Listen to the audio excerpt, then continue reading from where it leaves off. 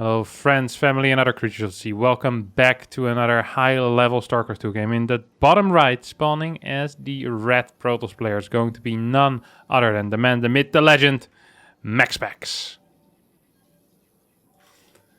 And in the top left, spawning as the blue Zerg player, it's going to be our Finnish friend, Serral. We'll be playing a cheeky game here on Berlingrad, which is a small map, and we see MaxPax send out one of his first workers to go and block his opponent's hatchery. And then I'm always curious to see which base the Zerg takes. Most of the time it's going to be this forward base, and sometimes an ill-informed Zerg will go for this base. Or they do what Serral is doing here, and he gets the trick. Uh-oh, MaxPax. You have been bamboozled right now, my friend. MaxPax going into the main base at the 55-second mark, which is pretty standard. Sometimes people wait till 58 or 59, but he waited till 55, and Serral just patrolled his drone over here, then took the base anyway.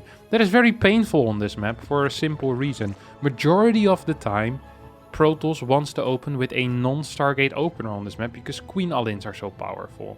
However, playing a non-Stargate opener against someone that has the natural base on the natural is very difficult. It means that if you're opening with glaives, for example, that they, rather than having to actually have units in position, they can just wall, and their roaches can be a little bit delayed, their link count can be lower. So, yeah, there really is a lot of things here that are now becoming a little bit worse for MaxPax. We'll see how he's going to adapt to that. Maybe he will end up going into Stargate now. It wouldn't completely surprise me. But that, of course, also brings some risk with it. Because you still have that Queen Walk that you need to kind of take care of. Or at least keep it the back of your head. Keep it the back of your mind. No core first shenanigans. I have seen MaxPax do some core first before. And get these adapts quickly across the map. It's not going to be the case this time around. No. So standard Nexus first, core finishes up, and it's going to be a Stargate opener. I think this has a lot to do with the fact that this natural went down where it went down. Otherwise, I really do believe we would have seen a Twilight first, maybe even a robotics facility first. I know that he really likes to play glaive openers, especially on smaller maps like Curious Minds, Berlingrad, but that's not quite going to be the case here. Stargate will be the weapon of choice here for MaxPax's, and we'll have to see if he's going to be capable of doing something interesting with it, or if it's going to be a more standard approach with that Void Ray first into Oracle, double Stargate type of shenanigans. We'll have to see and wait. This adept is just patrolling next to its Nexus. Doesn't want to reveal the fact that it's still at home. Often Serral will try to send a Ling across the map to pretend, or well, not to pretend, to try and get some scouting info on the opponent's side of the map. Not going to happen this time around, and MaxPax shaded out with that first adept and then just hit it behind the wall, trying to trick a Zergling to come in and then kill the Zergling. There's a free Zergling that you otherwise wouldn't get, and thus that's a bonus. Slightly better start than usual. Would have been nice, it's not going to happen. Double adept without Chrono Boost. This is the most common, I would say the most common Stargate opener there is.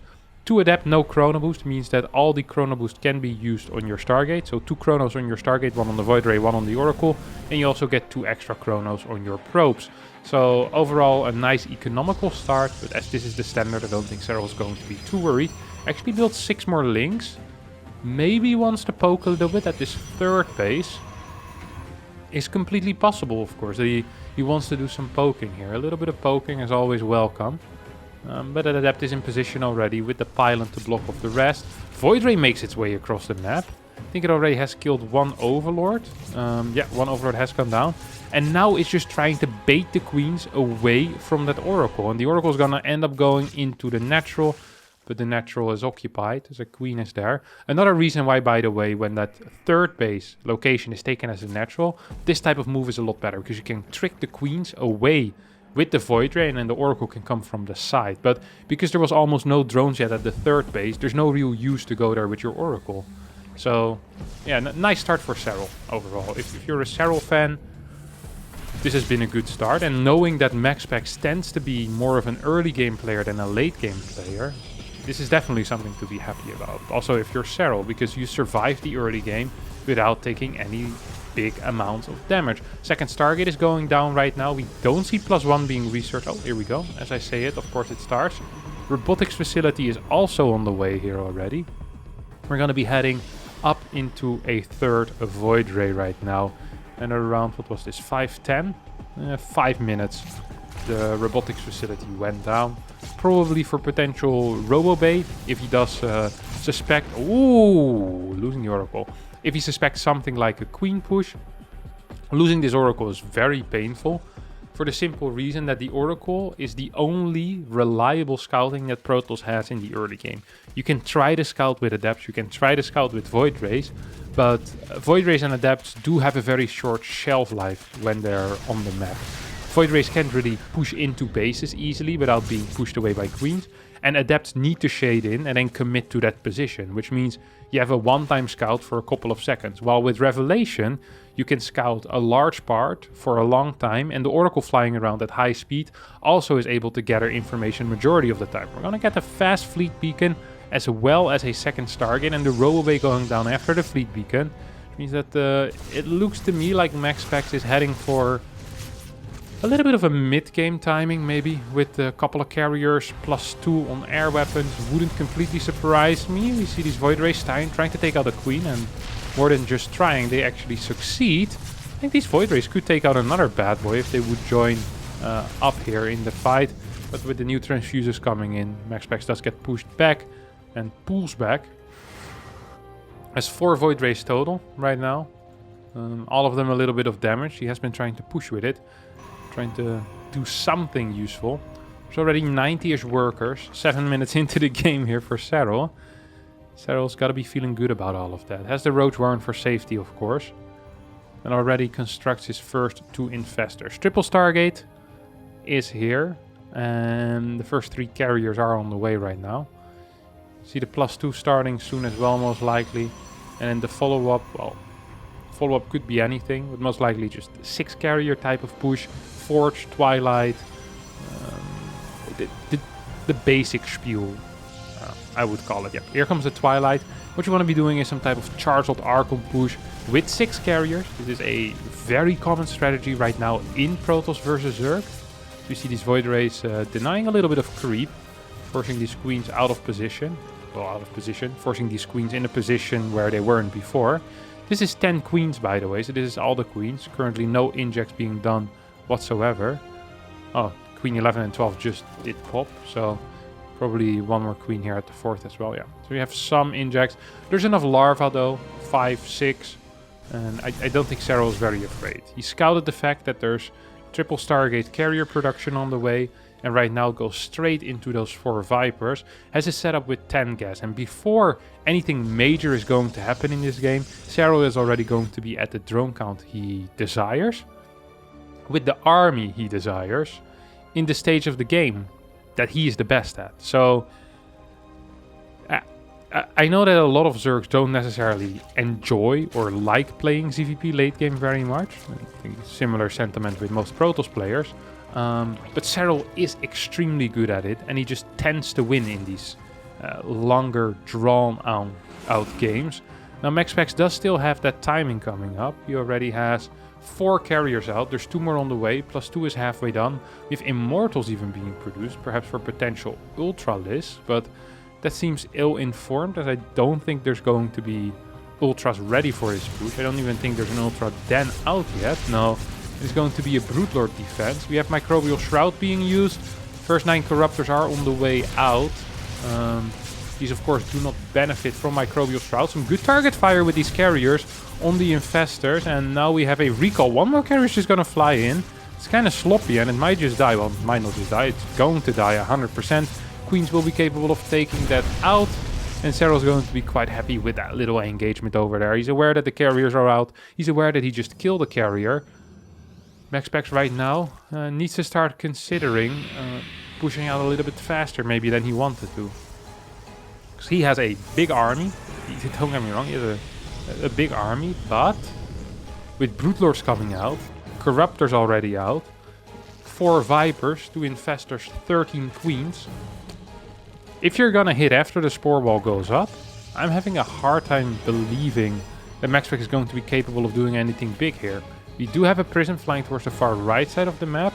I think Serral spotted that with the link that was at this 5th base. going to move into position immediately here. We have one Zealot trying to go on creep, and here come the Corruptors. Will find this Prism. I mean, these 3 Zealots will not be capable of doing anything. There is Adrenal Glands already. There's +1 Carapace on these links.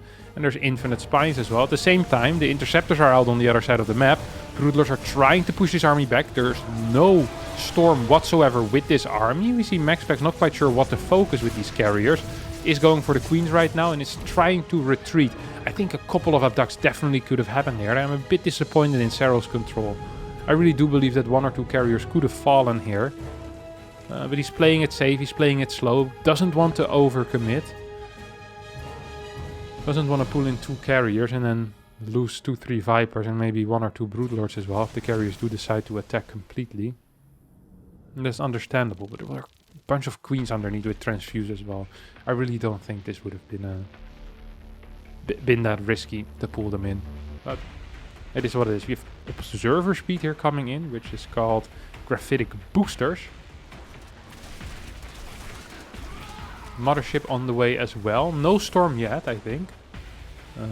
No storm yet. A little bit surprising. Gravitic Drive is also out, by the way. So both upgrades that give a speed boost to the robotics facility units are now finished. We have a Warp in almost materializing in the main base. Didn't quite end up happening. A lot of the Corruptors and Vipers are in the main as well. We kind of see this Microbial Shroud plus Broodlord defense.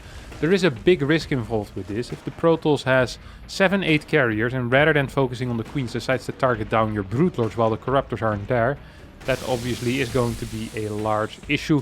Links will be capable of cleaning this up. Banelings are assisting in this endeavor. And MaxPax's seems to be expanding towards the bottom side more so than towards that right top side. And if he gets this base set up, I actually kind of like his defensive position here.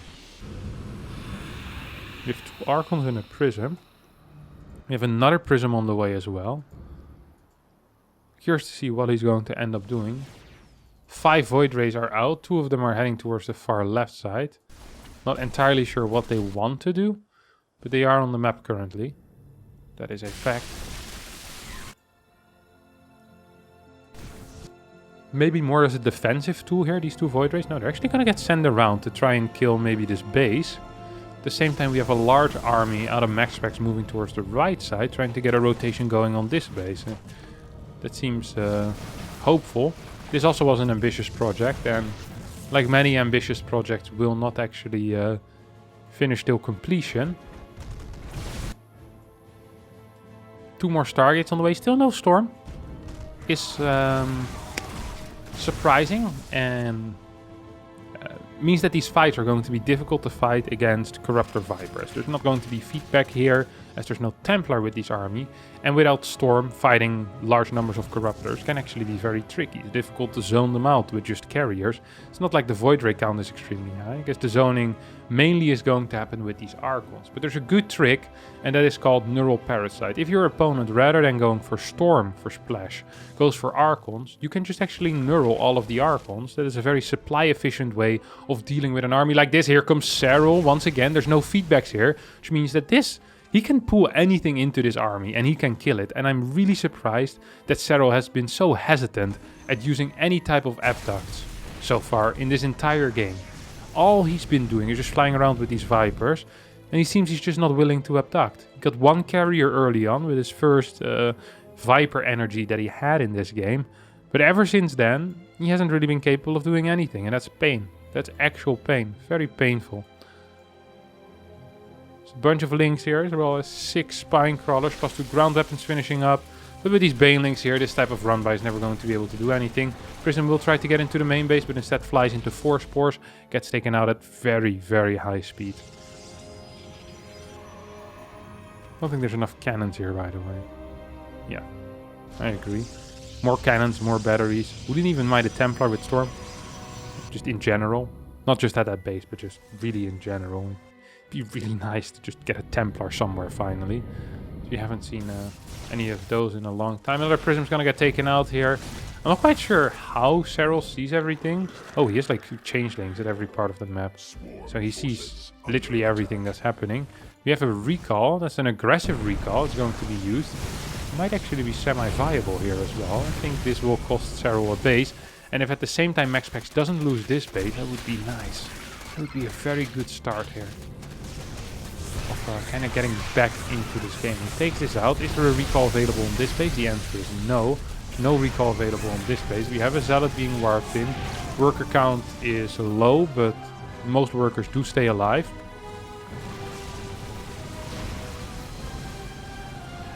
There goes MaxPax's. Gonna get abducted something. Even just these Archons. Why isn't he abducting just a couple of Archons? It's very surprising. Serral right now back to 4 base, but for MaxPax's this is almost impossible to break, so he's not even going to try.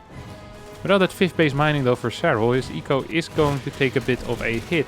A couple of workers are being sent into their death. I'm not quite sure if that was on purpose or if that was an accident. All of these Archons are gonna get fungled. We still have no attacks. It is truly wonderful. What? What was this? He recalls into the main base of his opponent and is gonna be capable of actually getting a lot done here. Will most likely snipe the hive. I love that move. Good usage there of the mothership, kind of flying through, getting that recall. 12 workers go down. You have the first abduct finally on that carrier. A recall and will not be capable of getting anything, except I guess this carrier and this Archon. You have another Ultralisk Cavern. We have a Spire going down as well, and a layer on the way. Oh, I like these Baneling Burrows. So even though Serral's taking damage at home, he's also dealing a lot of damage. And sometimes that's also very important. I mean, it's nice for MaxPax's that he's dishing out good damage, but at some point he also needs to get that eco going, because he's not actually outmining his opponent, even though he just killed 2 bases. Actually, he's being outmined right now. I'm not even sure how that's possible. Perhaps some oversaturation. Yep, some oversaturation here on the 3rd base. Undersaturation at the 4th, undersaturation at the 5th. And this is just a very big game. Is this really 20 workers? Yeah, it's really 20 workers. Let's see if Serral's paying attention here. Is he? Is he? Oh, no. Banelings are still burrowed. Do we have +2? Yeah, we have +2. We have +3 already being researched on these Banelings. Which means that most likely they're gonna be capable of one-shotting probes. Oh! Here goes the mothership, and it's dead. No abduct being used yet. Now, here we go. Maybe a parasitic bomb. No, just gets one more Void Ray. Once again decides to run, but without Templar there. I feel like this Corruptor Viper army could be so much more. It really could be, but it isn't really being used at this moment. Zealots being warped in defensively with just +2 upgrades are going to have a very tough battle against these Lings. Lings are going to end up being burrowed. There is an observer here. I don't think MaxPax's quite spotted all of these Lings being burrowed. So just decides to kill the Changelings instead.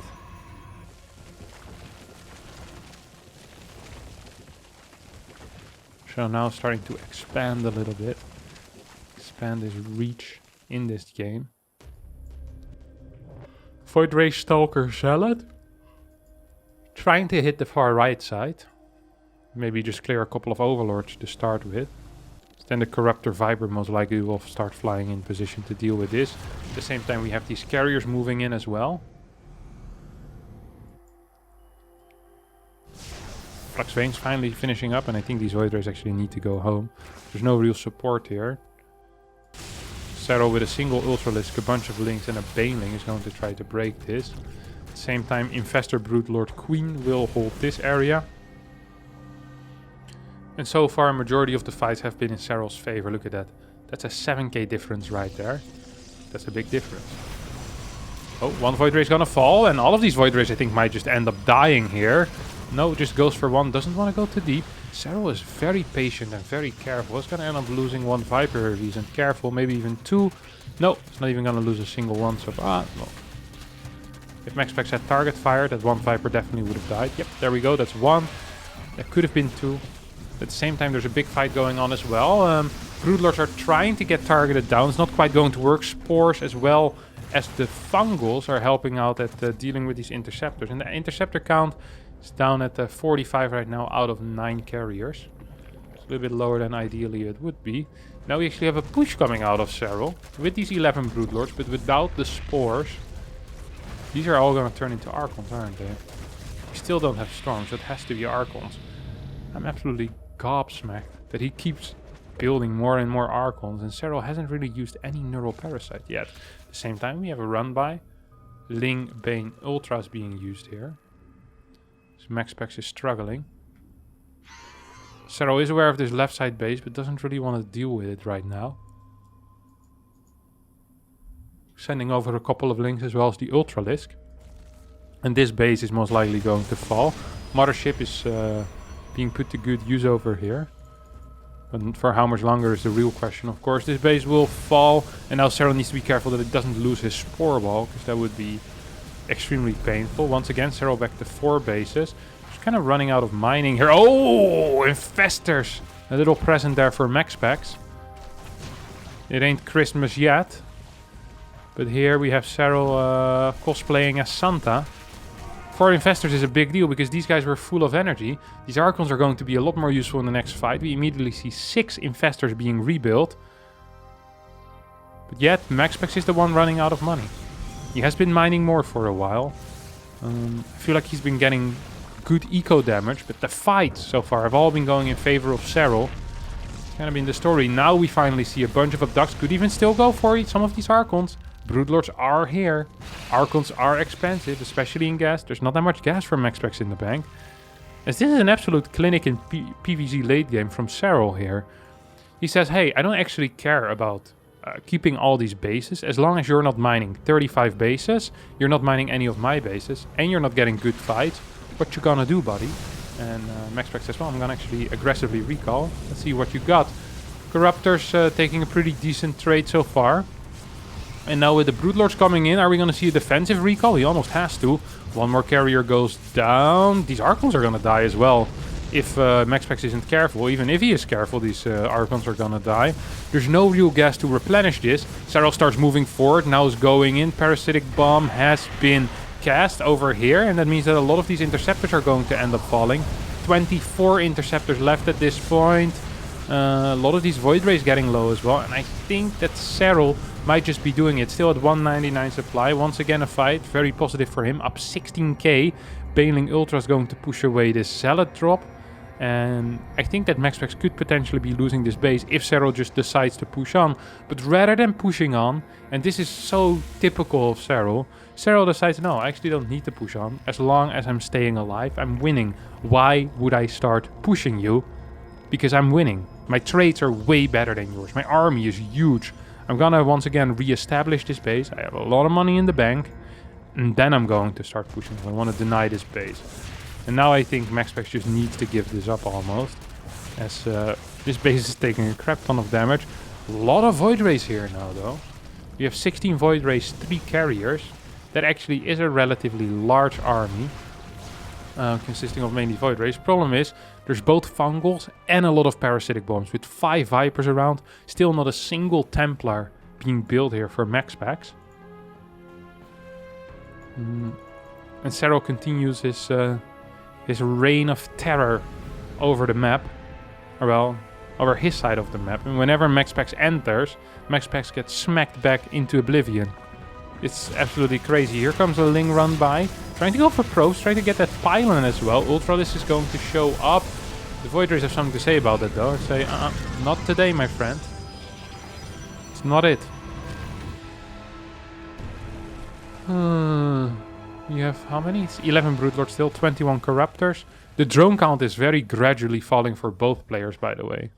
And it means that the armies are getting bigger. And the bigger the armies, the more decisive a fight you can take. So even though Serral has been winning the entire time, this might just end up being one big fight. Because rebuilding this army is impossible. Look at the value of this army. Look at both of their values. Neither player will be able to fully rebuild their army. But it's possible for either player to win. Except it's going to be hard if there's no Templar in this army. It's just pure air. Mothership gets taken out. So do, I think, 1 or 2 Corruptors. It's a good trade for Serral once again, as he also gets a base with it. There's a big Zealot Stalker run by at the right side. Even if he does end up killing these spores, I don't think it's going to matter, because there's enough money for Serral to rebuild these spores, and this is not a real tactical position anymore. I mean, it still has the hive, which is pretty important, but there's no mining over here, so I don't think Serral actually cares. As long as he's denying these left side bases, I think Serral is going to be very happy with his position in this game.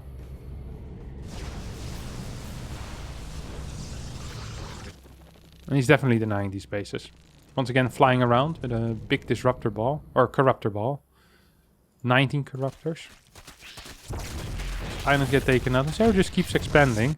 And if he gets this base running and this base running, that means that he will have all of the bases on his side. And once again, we open the units lost tab and we see he's up 20k. So if he keeps trading like this and he gets a complete split map scenario, this is the freest win for Zerg of all time, unless he throws away 2 armies in the next 10 minutes or so. And even then, it's still going to be kind of close.